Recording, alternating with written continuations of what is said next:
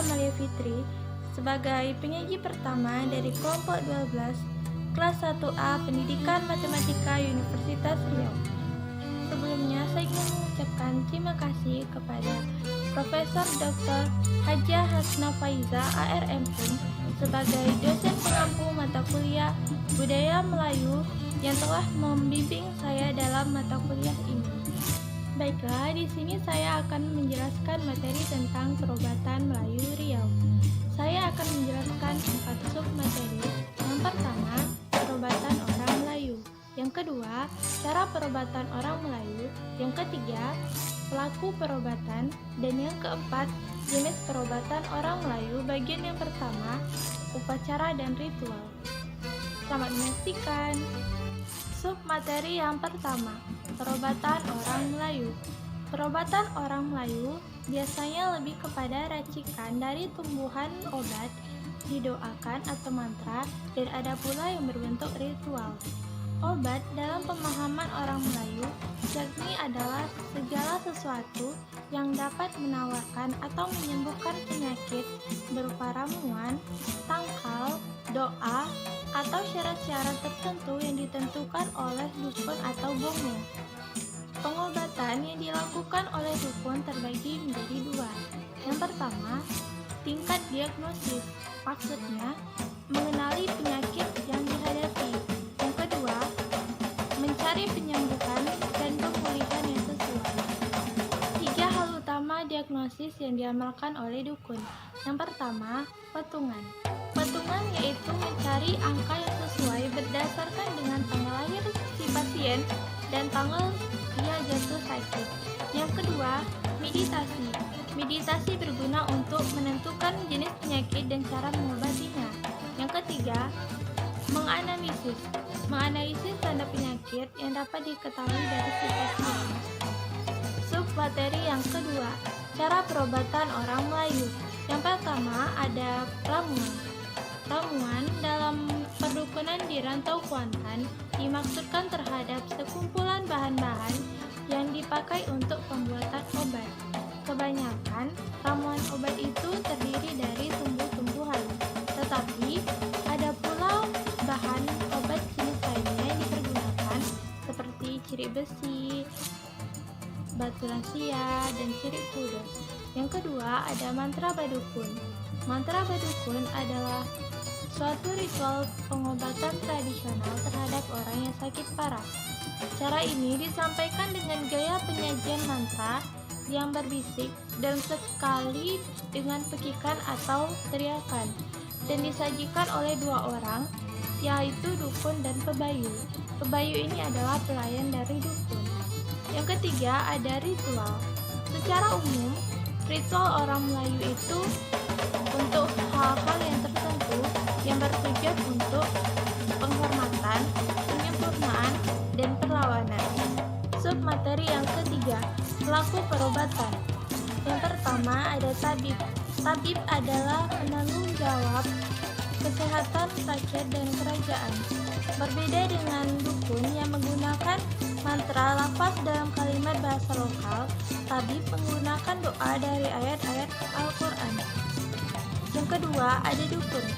Ada berbagai jenis dukun, diantaranya dukun bayi, dukun pijit, dukun perantara roh, dukun jalak, dukun wiwit, dukun temanten, dukun petungan, dukun sihir, dan dukun susu.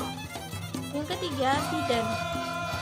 Secara keseluruhan, tugas bidan adalah untuk menyelamatkan ibu, mencegah terjadinya keguguran, kecacatan pada bayi, kemudaratan sewaktu bertantang, dan mengurut ibu selama 3, 5, atau 7 hari berturut-turut. Yang keempat ada bomo. Bomo sering juga disebut dengan dukun atau pawang, namun memiliki tingkat pengetahuan yang lebih tinggi.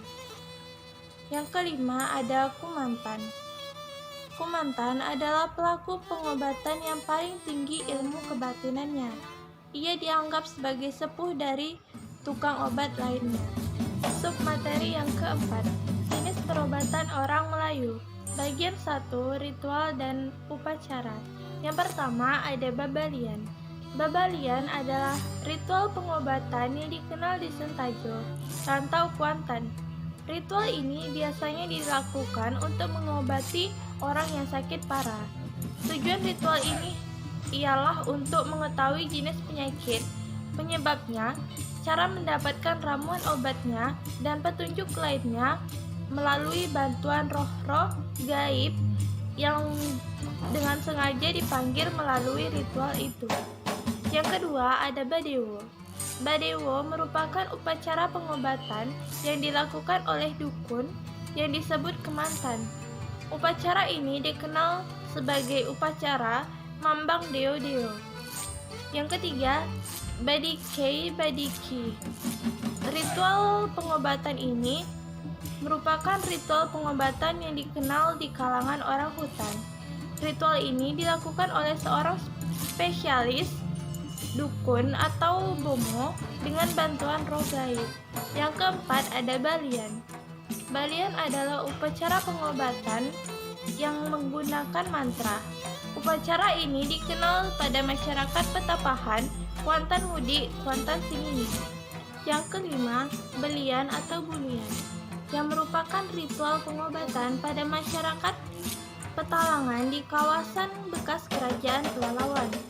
Fungsi utama ritual ini adalah sebagai transaksi persembahan dan pengobatan spiritual.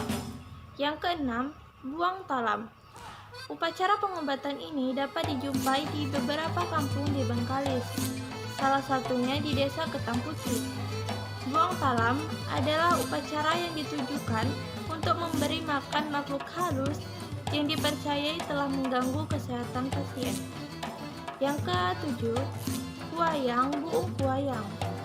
Ritual pengobatan ini terdapat di Pujut Rokan.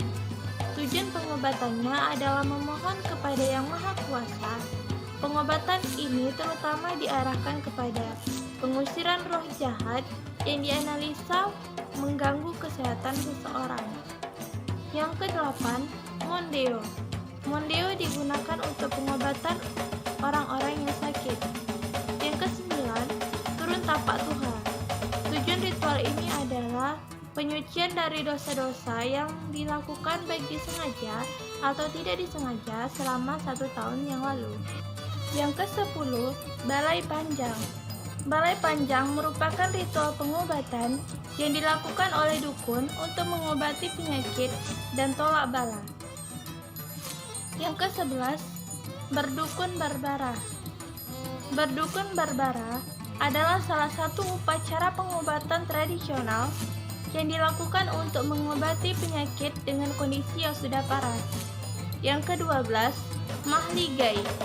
Mahligai dilaksanakan untuk mencari obat dalam penyembuhan penyakit berat. Yang ke-13, Tari Beringin. Tari ini adalah tarian suci untuk menghormati nenek moyang putra-putri 67 yang turun dari kayangan sambil membawa sepucuk beringin singsang. Pucuknya di bawah, sedangkan akarnya di atas. Demikianlah presentasi saya tentang perobatan orang Melayu dan terima kasih atas perhatiannya. Saya ucapkan Assalamualaikum warahmatullahi wabarakatuh.